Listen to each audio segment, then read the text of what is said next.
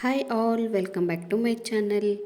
ಇವತ್ತಿನ ರೆಸಿಪಿ ಬಗ್ಗೆ ಹೇಳೋದಾದರೆ ರಾಗಿ ದೋಸೆನ ಯಾವ ರೀತಿಯಾಗಿ ಮಾಡೋದು ಅಂತ ನಾನು ಈ ವಿಡಿಯೋನಲ್ಲಿ ತಿಳಿಸ್ಕೊಡ್ತಿದ್ದೀನಿ.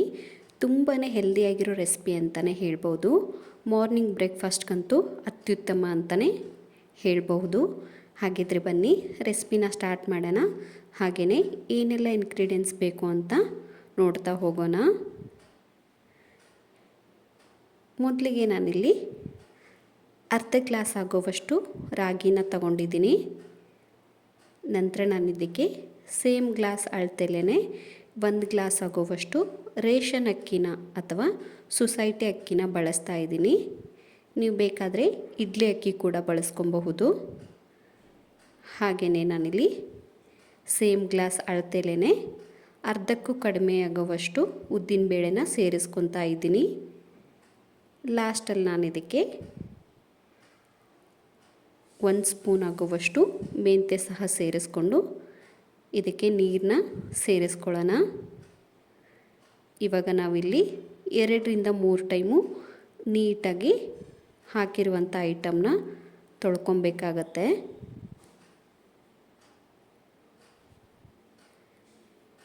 ನಂತರ ನಾವಿಲ್ಲಿ ಅಕ್ಕಿ ಮುಳುಗುವಷ್ಟು ನೀರನ್ನ ಸೇರಿಸ್ಕೊಳ್ಳೋಣ. ಹಾಗೆಯೇ ನಾವು ಇದನ್ನು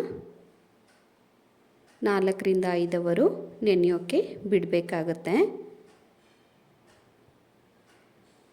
ನೀವಿಲ್ಲಿ ನೋಡ್ತಿರ್ಬೋದು ಟೈಮ್ ಆಗಿದೆ. ಹಾಗೆಯೇ ನನಗಿಲ್ಲಿ ನೆನೆಯೋಕ್ಕಿಟ್ಟಿರುವಂತಹ ಅಕ್ಕಿ ಹಾಗೆ ರಾಗಿ ಕೂಡ ಚೆನ್ನಾಗಿ ನೆಂದಿದೆ.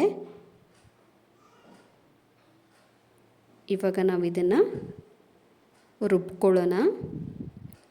ಒಂದು ಮಿಕ್ಸಿ ಜಾರ್ನ ತಗೊಳ್ಳಿ.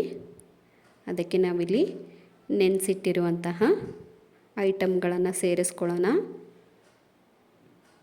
ಹಾಗೆಯೇ ಸ್ವಲ್ಪ ನೀರು ಹಾಕಿ ನಾನಿಲ್ಲಿ ಒಂದು ಕ್ಲಿಪ್ನ ಮಿಸ್ ಮಾಡಿದ್ದೀನಿ. ನಾನು ಮಿಕ್ಕಿರುವಂಥ ಸ್ವಲ್ಪ ರೈಸ್ನು ಕೂಡ ರುಬ್ಬೋ ಟೈಮಲ್ಲಿ ಸೇರಿಸ್ಕೊಂಡಿದ್ದೆ. ನೀವು ಅದನ್ನು ಕೂಡ ಆ್ಯಡ್ ಮಾಡ್ಕೊಬಹುದು. ನೋಡಿ ಎಷ್ಟು ಸಾಫ್ಟಾಗಿ ಬಂದಿದೆ ಅಂತ ಹಿಟ್ಟು. ಇವಾಗ ನಾವು ಬೇರೆ ಪಾತ್ರೆಗೆ ಟ್ರಾನ್ಸ್ಫರ್ ಮಾಡಿಕೊಂಡು ಇದನ್ನು ಓವರ್ನೈಟ್ ಹಾಗೆ ನಾವು ನೆನೆಯೋಕ್ಕಿಡಬೇಕಾಗತ್ತೆ. ಇವಾಗ ನೀವು ನೆಕ್ಸ್ಟ್ ಮಾರ್ನಿಂಗ್ ನೋಡೋಷ್ಟರಲ್ಲಿ ತುಂಬಾ ಚೆನ್ನಾಗಿ ನಿಮಗೆ ಹಿಟ್ಟು ಉಬ್ಬಿ ಬಂದಿರುತ್ತೆ. ನೀವಿಲ್ಲಿ ನೋಡ್ತಿರ್ಬೋದು ನಾನು ಯಾವುದೇ ರೀತಿಯಾದ ಸೋಡಾ ಕೂಡ ಬಳಕೆ ಮಾಡಿಲ್ಲ. ಇವಾಗ ನಾವು ಇದಕ್ಕೆ ಉಪ್ಪನ್ನ ಸೇರಿಸ್ಕೊಳ್ಳೋಣ. ನೀವು ನೈಟು ಸಹ ಉಪ್ಪನ್ನ ಸೇರಿಸ್ಕೊಬಹುದು. ಚೆನ್ನಾಗಿ ಮಿಕ್ಸ್ ಮಾಡ್ಕೊಳ್ಳಿ. ನಾವು ಹಾಕಿರುವಂಥ ಉಪ್ಪೆಲ್ಲ ನೀಟಾಗಿ ಮಿಕ್ಸ್ ಆಗಬೇಕು. ನಮಗಿಲ್ಲಿ ಆಲ್ಮೋಸ್ಟ್ ಬ್ಯಾಟರ್ ರೆಡಿಯಾಗಿದೆ. ಈ ಕಡೆ ತವಾ ಕೂಡ ಬಿಸಿಯಾಗಿದೆ. ಇವಾಗ ನಾವು ದೋಸೆನ ಹುಯ್ಯೋಣ. ತುಂಬಾ ಸಾಫ್ಟಾಗಿ ಬರುತ್ತೆ ದೋಸೆ. ನಿಮಗೆ ಎಷ್ಟು ದೊಡ್ಡ ದೋಸೆ ಬೇಕೋ ನೀವು ಅಷ್ಟು ದೊಡ್ಡ ದೋಸೆನ ಹಾಕ್ಕೊಬಹುದು. ನೋಡಿ ಲೋ ಫ್ಲೇಮಲ್ಲಿಟ್ಟು ದೋಸೆನ ಉದ್ಕೊಳ್ಳಿ. ದೋಸೆ ಹಾಕಿದ ತಕ್ಷಣವೇ ನೀವು ಹೈ ಫ್ಲೇಮಲ್ಲಿಟ್ಟು ದೋಸೆನ ಬೇಯಿಸ್ಕೊಬಹುದು. ಹಾಗೆಯೇ ನಾನಿಲ್ಲಿ ಮಿಡಲ್ ಸ್ವಲ್ಪ ಆಯಿಲ್ನೂ ಕೂಡ ಸೇರಿಸ್ಕೊಂಡಿದ್ದೀನಿ.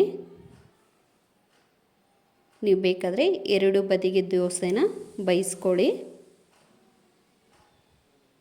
ನೋಡಿ ಎಷ್ಟು ಚೆನ್ನಾಗಿ ದೋಸೆ ಬಂದಿದೆ ಅಂತ. ಸೇಮ್ ನಾನಿಲ್ಲಿ ಇನ್ನೂ ಒಂದು ದೋಸೆನ ತೋರಿಸ್ತಾ ಇದ್ದೀನಿ.